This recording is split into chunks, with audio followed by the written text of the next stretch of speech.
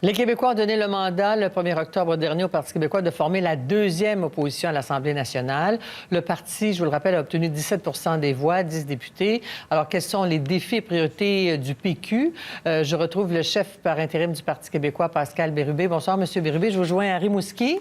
Bonsoir. Alors, vous êtes le quatrième leader que j'interviewe avec cette rentrée parlementaire. Il y a tellement de sujets passionnants et qui soulèvent énormément de questions. Je viens de parler d'immigration et avec le ministre et avec Mme Andelade. Et il y a un volet de cette réforme de l'immigration qui touche évidemment les revendications auprès d'Ottawa. Est-ce que vous allez être un allié là-dessus, objectif de la CAQ pour réussir à obtenir plus de pouvoir alors qu'Ottawa a déjà dit non? Bien sûr qu'on sera un allié. Tout ce qui permet de faire avancer le Québec, on sera présent. Qu'est-ce qu'on veut essentiellement au Parti québécois avec l'immigration? Une connaissance du français, une intégration en emploi avec les compétences, le respect de nos valeurs, notamment la laïcité, et aussi que ce soit des histoires à succès qui aident la régionalisation de l'immigration. Alors, ça passe par des nouveaux pouvoirs à Ottawa. On appuie le gouvernement, évidemment, mais jusqu'à maintenant, force est de constater que les deux fois où il y a eu des demandes formelles du gouvernement de la CAQ face à Ottawa, c'est deux refus du gouvernement du Canada. Alors, nous, on n'entretient plus d'espoir quant au Canada, qu'ils reconnaissent, je dirais, les demandes légitimes du Québec. On a un nouveau gouvernement qui veut tenter sa chance, alors on va l'appuyer du mieux qu'on peut. Mais jusqu'à maintenant, disons que c'est une déception pour eux et pas une surprise pour nous. Est-ce que ça vous enlève de la pertinence comme parti souverainiste? Parce que là, on a un parti nationaliste au pouvoir. Ça semble rencontrer peut-être les aspirations des Québécois davantage que celles des souverainistes. Le temps le dira, l'expérience le dira. On demeure des indépendantistes, des gens pour qui les dossiers comme la langue, la culture, l'histoire, le territoire, l'identité, c'est important, mais c'est plus que ça, le Parti québécois. C'est également la justice sociale, c'est la lutte au changement climatique, c'est la ruralité, c'est de s'assurer qu'on n'oublie personne. C'est un humanisme, mais également un pragmatisme qui s'inscrit à travers des idées, des projets concrets qui ressemblent au quotidien des gens. Alors, on a une contribution importante à apporter dans le débat politique au cours des 4 prochaines années, à l'Assemblée nationale, à l'intérieur de notre formation politique. Et jusqu'à maintenant, je vais vous donner 2 exemples où cette contribution-là est positive et appréciée.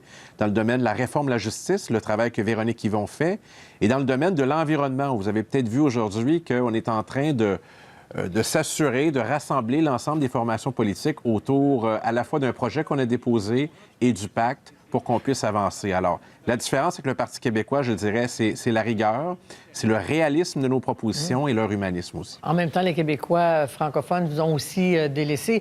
Mais je vous parle à vous, vous avez eu 70 des voix, je pense, dans votre circonscription. Vous n'êtes pas quelqu'un de menacé, vous êtes peut-être député à vie, je ne sais pas, mais il reste que vous avez à reconquérir. Et donc, des gens ont été plus convaincants que vous, là, pour obtenir la confiance. Je vous rassure, Mme Dussault, j'ai davantage d'ambition pour le Québec que pour moi-même. Ce qui est important, je dirais, c'est l'avenir de la cause qu'on porte, l'indépendance du Québec, et bien sûr de notre formation politique qui la porte. L'équipe que je dirige, les 10 députés sont très motivés, mais vous savez, il y a 700 000 personnes, près de 700 000 personnes qui ont voté pour nous, et beaucoup de gens qui ont voté pour d'autres formations politiques, qui ont du respect pour nous et de l'affection, mais qui nous disent parfois, on voulait tellement pas manquer notre coup pour battre les libéraux, mais on vous regarde aller, puis on regarde vos propositions, puis on vous connaît, puis on voit que vous avez une équipe fantastique. Alors, l'histoire se poursuit à travers l'action qu'on va faire au quotidien, et vous allez réaliser, comme bien des Québécois, que le Parti québécois, c'est toujours une force politique, et je dirais davantage une force de proposition que d'opposition dans cette législation. Mais peut-être que les Québécois sont davantage nationalistes quand même que souverainistes, non? Avec les derniers scores et la réussite de la CAQ, qui est encore dans le domaine, oui. On a déjà joué dans ce film-là, de donner une chance au Canada. Alors, jusqu'à maintenant, premier test, rapport d'impôt unique, une proposition du Parti québécois qu'on a fait adopter à l'unanimité. Alors, on appuie le premier ministre pour qu'il aille nous défendre à Ottawa. Un refus. Ensuite, des pouvoirs élargis en matière d'immigration. On appuie le gouvernement du Québec. On veut que ça fonctionne. C'est bon pour le Québec. Un deuxième refus. Alors, ça va être quoi les prochains? Il va falloir tirer des conclusions du fait qu'on peut se définir comme nationaliste, mais si on accepte les règles du Canada, bien, on vit avec un pays qui poursuit sa trajectoire et son destin, et ça n'inclut pas un statut particulier pour le Québec. C'est aussi clair que ça, et c'est concret pour les gens. M. Legault, c'est quand même un ancien collègue du Parti québécois. Quand il dit que M. Trudeau va il y aura un prix à payer pour ces refus-là. Ah Qu'est-ce oui? que vous en pensez? Monsieur Legault dit ça. Je demande à voir, mais quel levier a-t-il? M. Legault se dit maintenant réconcilié avec le Canada, confortable avec le Canada.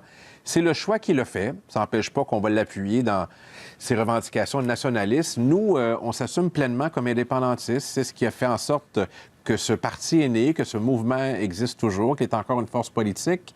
On va collaborer du mieux qu'on peut, mais quelle que soit la taille du drapeau qu'on exposera, quel que soit le titre qu'on se donne comme nationaliste à l'intérieur du Canada, je pense que M. Legault et plusieurs Québécois vont réaliser assez rapidement les limites du nationalisme qu'on peut affirmer dans ce pays. Et le rapport de force se crée à partir du moment où on veut l'ensemble des leviers pour l'ensemble des sphères d'activité de notre quotidien. Et ce n'est pas un projet désincarné, c'est un projet qui fait en sorte que non seulement on prend nos décisions, mais qu'on assume nos choix et on améliore les conditions de vie des Québécois et des Québécoises. Parlons d'un projet de loi qui fait controverse depuis jeudi dernier pour certains de ses aspects, celui sur l'immigration. Quelle aurait été votre solution, vous? Bien, d'abord, entre l'accumulation et la mauvaise gestion et l'improvisation et la précipitation, je pense qu'une vision plus humaniste. Qu'est-ce qu'on veut essentiellement avec l'immigration? D'abord, on veut que les nouveaux arrivants au Québec connaissent le français. On veut qu'ils puissent se trouver un travail, reconnaître leur qualification, qu'ils puissent se réaliser à travers le travail, qu'ils puissent élever leur famille, qu'ils puissent respecter nos valeurs, qu'ils puissent idéalement non seulement s'établir à Montréal, à Laval ou à Québec, mais dans les régions aussi. Mais ce que dit le gouvernement, c'est que c'est tous les régimes politiques passés, ça n'a jamais marché, le système.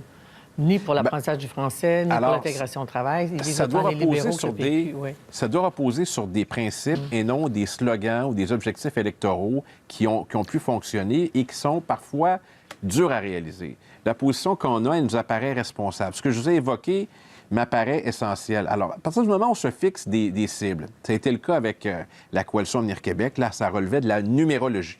Et dans le cas du Parti libéral, leur principal facteur d'intégration des nouveaux arrivants, c'est qu'ils votent libéral. C'est comme ça qu'ils vérifiaient s'ils étaient intégrés. Je pense qu'il existe une voie plus responsable de dire que nous sommes tous Québécois.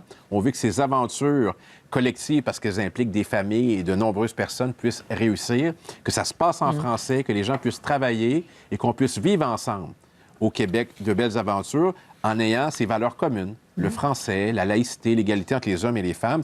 C'est ce qu'on propose. Et sur ces enjeux de laïcité ou d'immigration, la Coalition Avenir Québec arrive avec ses propositions. Le gouvernement est majoritaire. On va essayer d'améliorer ces politiques. On aura plusieurs propositions à faire. Mais on a tenté, dans l'éphémère gouvernement minoritaire auquel j'ai participé, déjà d'envoyer un certain nombre de signaux sur l'importance de ces enjeux, la laïcité oui, mais en même temps, et l'immigration. Vous évoquez l'éphémère gouvernement, mais c'est éphémère peut-être beaucoup parce que votre approche sur la laïcité, la charte, ça vous a coûté le pouvoir, probablement. Ah, je ne suis pas d'accord avec vous. Vous n'êtes pas d'accord? Hein? Non, et moi, je ne renie pas la charte parce que j'étais membre de ce gouvernement et j'ai approuvé cette position. Bon. Mais là, et si on avait été majoritaire, on l'aurait adopté, Mme Dussault. Mais là, vous avez... Oui, allez-y. Et je ne crois pas qu'on ait perdu sur cette question-là. Alors, peut-être que d'autres anciens collègues font cette analyse. Oui. Je suis très solidaire des décisions que j'ai prises et je suis convaincu que ce que la CAQ fait maintenant est inspiré beaucoup, je dirais, du courage politique qu'on a eu d'aborder ces questions franchement et sans complaisance. Donc, si la position de la CAQ, évidemment, c'est Bouchard-Taylor plus les enseignants, ce serait comme un compromis pour vous autres. Ça va moins loin que ce que la Charte aurait fait. Bien, en fait, notre position est connue depuis le congrès de septembre 2017. Donc, ça inclut les enseignants, les enseignantes, mais également les éducatrices en CPE. Donc, on va plus loin que la Coalition Avenir Québec. Je dirais que l'inconnu qui demeure dans la volonté de la CAQ, c'est est-ce qu'il y aura une clause de droit acquis ou ce qu'on appelle souvent une clause grand-père? Ça, c'est pas fixé. Alors, demain, j'aurai l'occasion de rencontrer le ministre. Vous en voulez une, vous? Pardon? Vous en voulez une? Oui, parce qu'il peut paraître relativement... Il n'y a pas de martyr, dites-vous. Bien, il peut paraître simple et logique d'appliquer du jour au lendemain à tout le monde, mais congédier des gens sur cette base-là, je pense que lorsqu'on regarde chacun des cas, c'est difficile à faire. Je ne crois pas que les Québécois veulent ça. Par contre, quand les règles seront connues pour tout le monde, lorsqu'on décidera de s'engager, par exemple, dans une formation, on connaîtra les règles du jeu. C'est déjà une avancée qui est importante. Demain, j'aurai l'occasion de rencontrer le ministre Jolin Barrette. Le premier ministre a dit récemment qu'il souhaitait qu'on puisse échanger, souhaitait avoir une position qui va plus large que son gouvernement. Alors, si on Mais peut compte travailler... sur vous, je pense, comme allié, là. Bien, oui, mais je vais aller présenter ma proposition, je ne vais pas négocier. Et si on peut s'inspirer l'un de l'autre pour finalement régler cette question, ce qui est également notre objectif, je pense qu'on aura avancé. Mais il y a comme une ligne de démarcation présentement où le Parti libéral et Québec solidaire ont des positions qui se ressemblent beaucoup. Et notre position est beaucoup plus près de la CAQ ou l'inverse parce qu'on avait commencé cette réflexion avant eux. Alors, si on peut améliorer la loi et s'assurer que ça soit, je dirais, concret et réalisable et opérable, je pense qu'on aura fait un grand gain au Québec. Monsieur Bérubé, comme je le disais à vos collègues leaders, bonne session. On va vous suivre de très près. Merci beaucoup depuis Rimouski. Merci beaucoup, au plaisir, Mme Préparez-vous pour la tempête. Là. Il annonce 30-35 cm. Ah, bien, vous savez, au Parti québécois, on est capable de les affronter, puis on est toujours là. Au sens propre et au figuré. Merci. Regardez-nous bien aller. Oui, mais regardez la neige demain et après-demain. Ça ne nous fait pas peur. Moi, je suis un Bois-Laurentien, madame. D'accord, merci.